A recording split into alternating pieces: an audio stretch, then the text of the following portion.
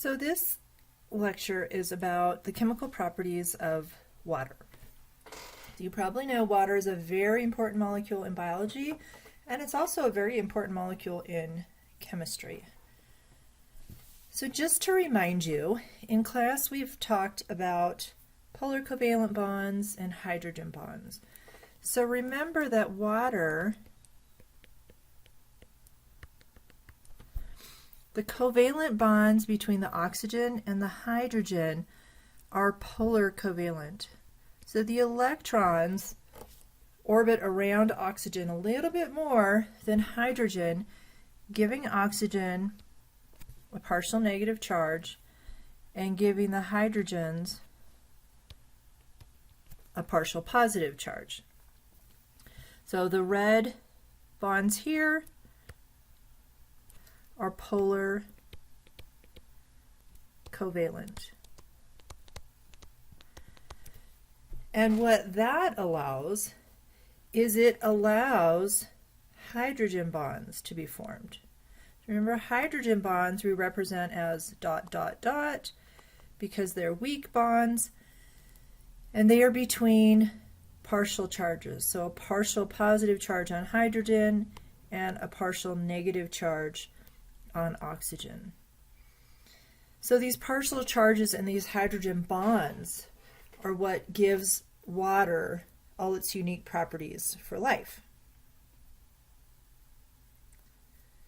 So again, we talked about polar covalent bonds. Remember, covalent means sharing electrons in a pair.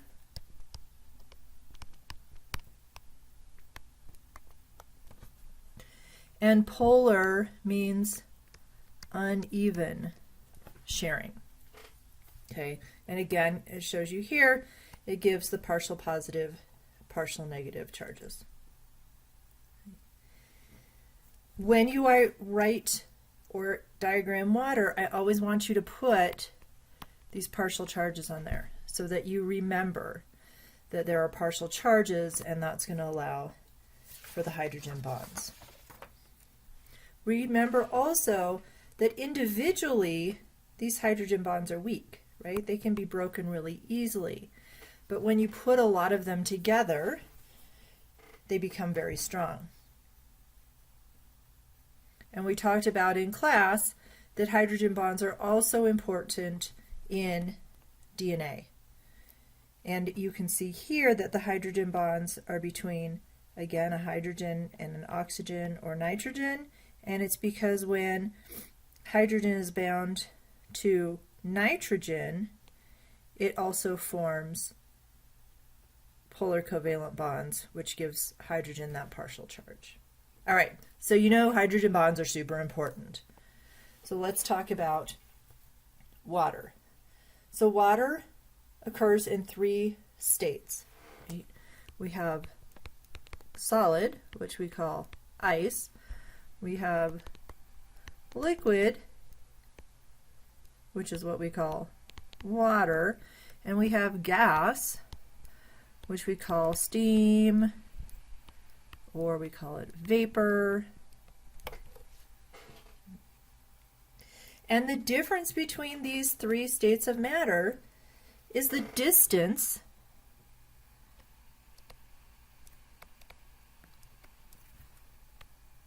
between the hydrogen bonds.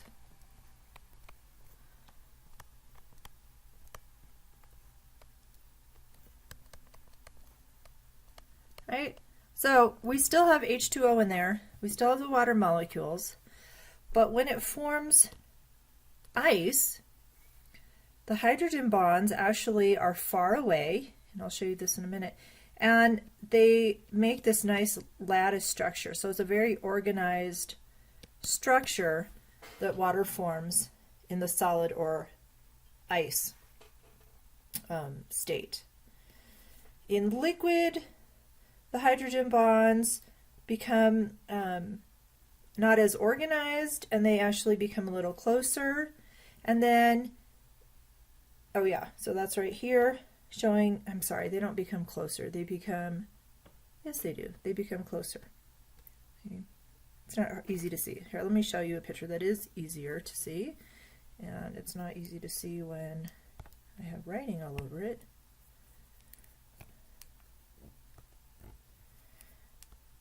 All right. So, look at sorry. Look again at the hydrogen bonds in these three states of matter for water. Okay. Solid water, ice, the hydrogen bonds are organized. They're at this maximum distance. Liquid water, there's not as many hydrogen bonds and they are shorter distances. When you go to gaseous water or steam, the hydrogen bonds actually break because they end up with so much energy. So how do we get steam? We have to heat up the water. The heat is also energy.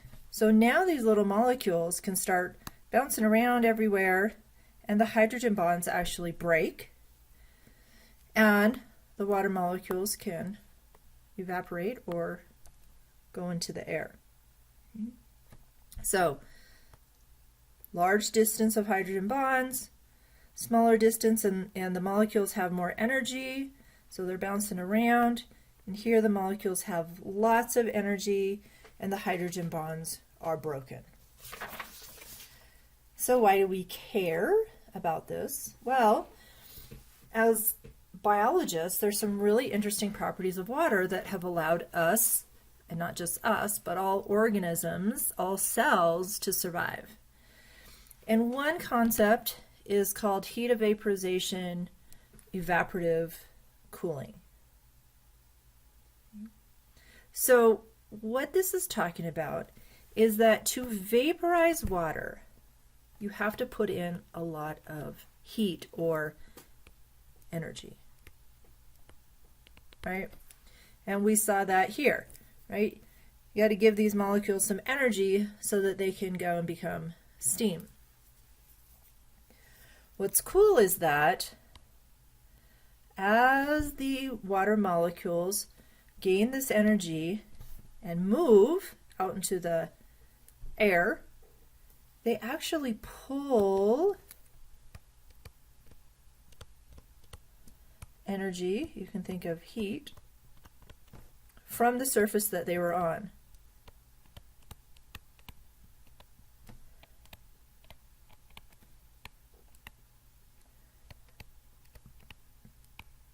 Oops, touching. Right. So this poor guy here, as this water is evaporating off, turning to a gas phase, it's actually removing heat or energy from his surface. And so that's why you feel cooler when you sweat. That's why our body sweats, to help cool us down. That's why dogs pant. They're releasing some of that heat energy through the water evaporating. Okay. And this property is due to water's high specific heat or high heat capacity, which means water can absorb a lot of energy before it changes phases. Okay. So specific heat, by definition, is the heat or energy required to raise the temperature of 1 gram of a substance by 1 degree Celsius. Okay, you don't need to know the value of the specific heat of water, but I want you to understand that this means water can absorb a whole lot of heat, a whole lot of energy, right, before it becomes a gas. So by absorbing that energy, it's taking it out of the areas around it. So if you live near water, like on the coast, your temperature is going to be lower than the people who live further away from the water. Because this body of water is absorbing so much of the sun's heat due to its high heat capacity, that coastal climates are much cooler. Another unique property of water is that ice floats. Now you know this, because you probably put ice in a drink before and the ice floats to the top. But why? Why does ice float? Well, ice floats because ice, which is a solid, is less dense.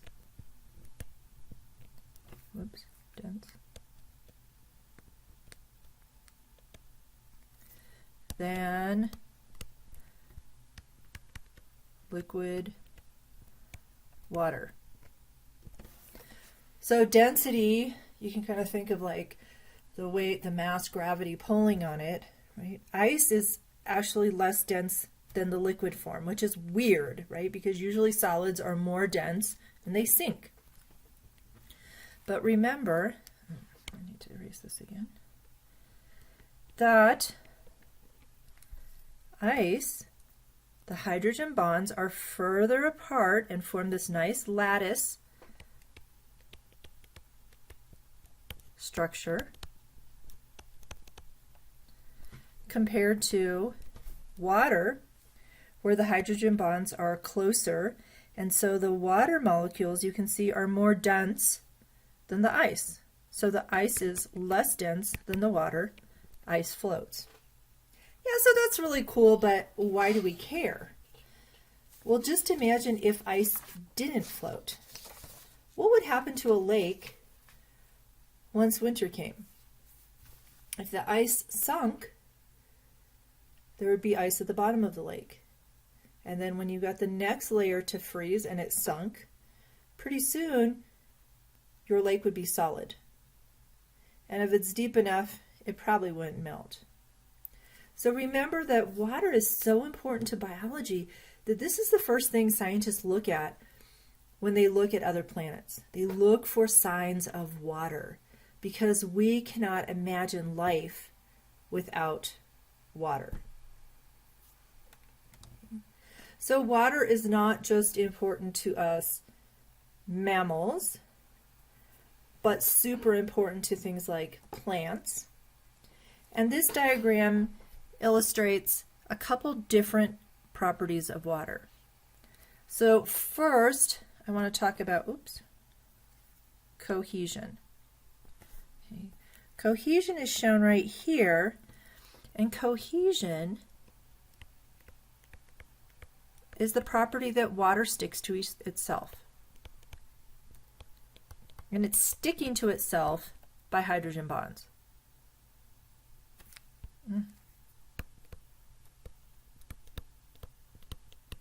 Right? So remember, all these properties of water are due to hydrogen bonds. So water can stick to itself. Right? So when you turn on your faucet in the bathroom, you get this nice stream of water, and all that water stays in that nice stream because of cohesion. Adhesion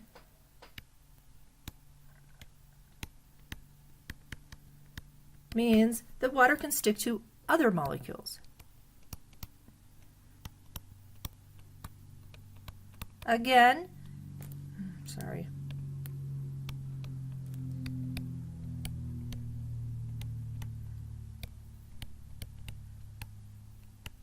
I don't know why it does that.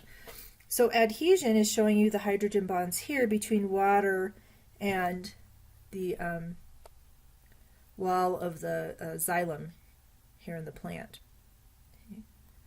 So you've seen this too. You get condensation, right? You get water on the outside of your glass when it's really hot. So water can stick to other surfaces. Water can stick to itself. And what that means for plants is something really cool called transpiration. So the movement of water from root to leaf out to the atmosphere requires no energy from the plant, even though it's going against gravity. Okay. So transpiration is the movement of water from root through leaf.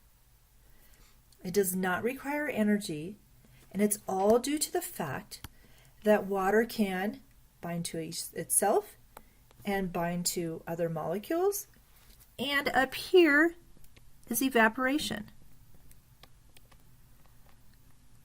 So if you can imagine that this is, okay, never mind. Definitely never mind. Okay, if you can imagine that this is a stream of water, like coming out your faucet the wrong way, right? As it evaporates, it keeps pulling water up from the roots, through the xylem, through the leaves. Transpiration. Pretty dang cool. The last property of water that's really fascinating here is called surface tension.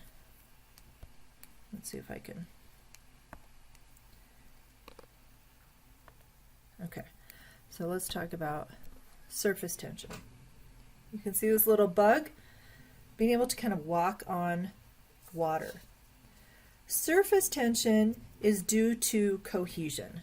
Okay, so surface tension is a result of cohesion. And what I want to kind of illustrate here, you say you had a glass of water, right? And it's filled all the way up. So it's all water. So all these water molecules are interacting with each other through cohesion. But the ones on the top,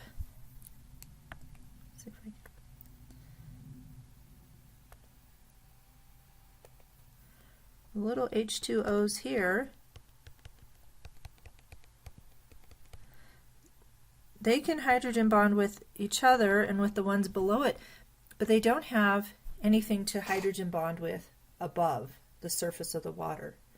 So they form very strong attractions where they can. So the bonds here in the hydrogen become much more strong, and that means that it's harder to break through that surface of the water than if you were already submerged, where the bonds are a little bit weaker, right, because they have these all over the place. So they can make, think of it in a 3D way, one water molecule can bind all over with lots of neighbors, but the ones on the surface are missing anything to bind with in the air. So that makes this surface tension work. Okay, so it's harder for an object to move through surface than being submerged, and that's why some things can walk on water or float, even if they would be more dense. And you can do this, you can play with a paper clip on a cup of water, and if you submerge the paper clip, it's going to sink, but you can also carefully float it. The last property of water I want to talk about, really, really important for life, is that water is a solvent.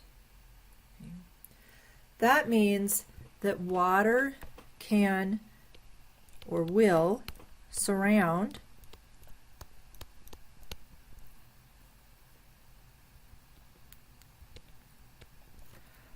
which we also say dissolve,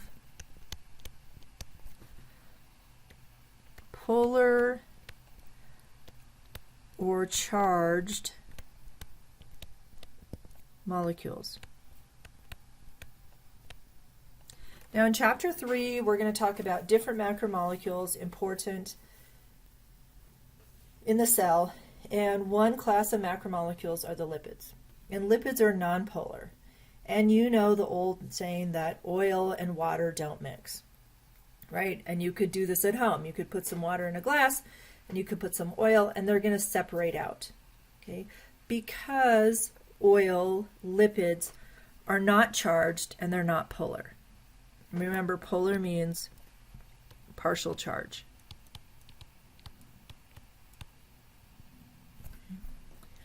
But things such as sugars and salt and ions and DNA and proteins all have charges or partial charges. And that means they can dissolve in water. Water is a universal solvent. So this is showing sodium chloride, which is salt, break into the ions, and the water molecules surround these negatively and positively charged ions. Right? So this is called a shell of hydration. Right?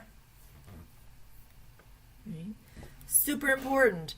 If water could not dissolve, and dissolve does not mean break apart, okay? DNA is not broken apart in water in your cells, but it's surrounded so that it can be dissolved so that you are not a solid mass, right? Your cells are liquidy, their things are moving around. We cannot live without water. A couple more terms to make sure you understand regarding water. Hydrophilic means water, hydrophilic, loving. So these things are polar or charged molecules.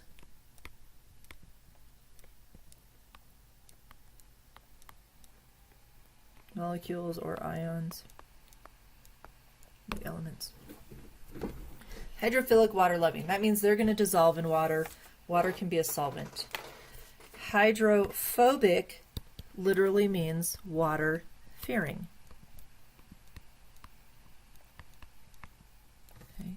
This is something that's non-polar, and we're going to talk about lipids. So lipids are fats, and things like cholesterol, and well, we'll talk about that in chapter 3. Amphipathic means the molecule has both properties.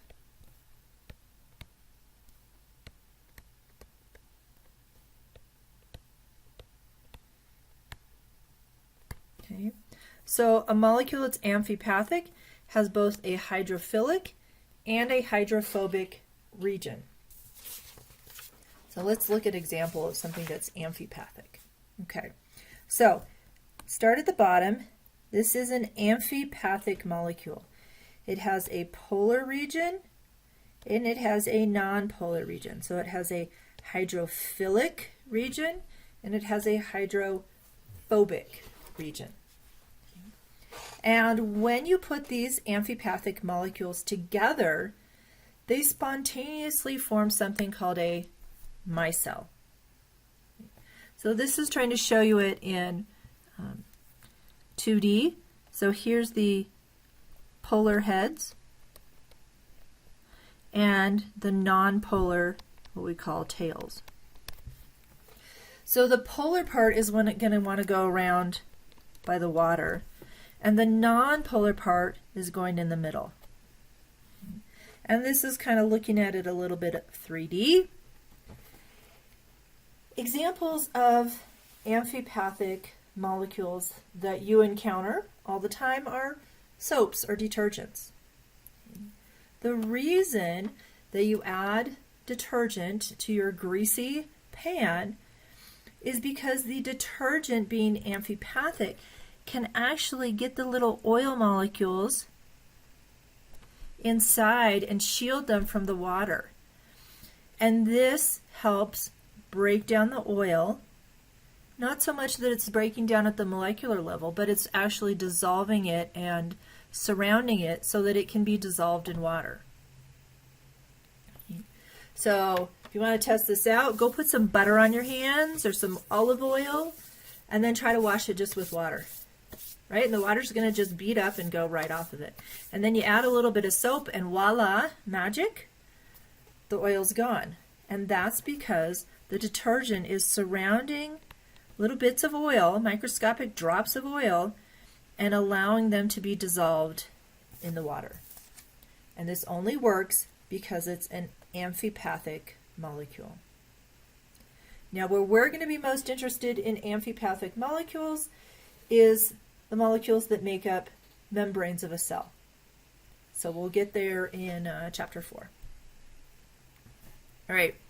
Last thing I want you to remember, this is going to become important in chapter 3, is that water participates in chemical reactions.